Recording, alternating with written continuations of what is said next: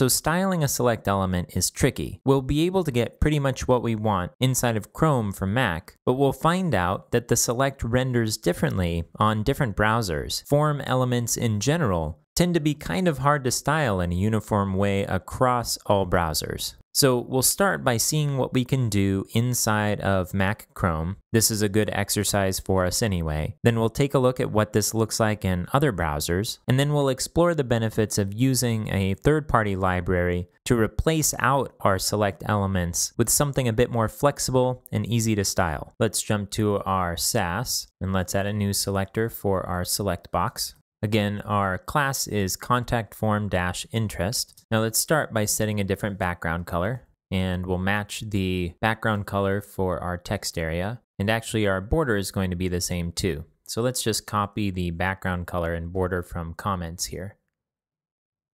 We'll want a width of 100 and the box sizing to be border box because we will be adding some padding. So let's copy those as well. We're not going to set the height, but the padding, font size, border radius, and letter spacing all seem like they'd be consistent. So let's copy those and paste them in here. Let's save it and refresh. Okay, so we're getting closer, but for some reason the padding isn't getting pulled in. This isn't a problem with our CSS, it's simply a way that Chrome is deciding to render this. And the only way we can add the padding will also get rid of this icon. So if we, for example, do a search in Google for Chrome select element padding, we'll see some solutions here. So the question is, hey, I've got this select option, the padding isn't working. And one of the answers is, this is how we get it working. Now what this is the appearance property, but then that's duplicated with prefixes for WebKit browsers and Mozilla browsers. Now if you dig into this a little bit, you'll discover that appearance isn't really supported in Internet Explorer at all, at least not yet. But this will tackle many of the latest versions of Chrome, Safari, and then Firefox. If we decide to add this, now the WebKit one will affect Chrome, and we inspect this element here,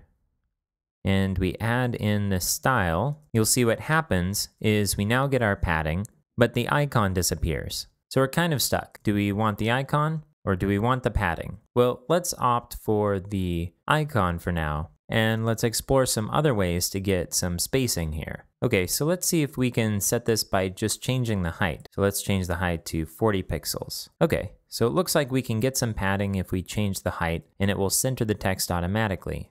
And then what about the padding on this side? Well, we could go to our index and we can add some spacing in before this text. Now we can't just add spaces. If we did that and jumped to the browser, you wouldn't see anything change. But if we used a character code for a space, an HTML character code, which is an ampersand NBSP, non-breaking space, and we copied that a couple times and saved it and refreshed the browser, we'd see an indentation here. The bummer with this is that when we do the drop down to select an option, it's also indented here, which isn't ideal, but it is an option. And also it's nice not to have to use these spaces unless we have to. So let's remove these.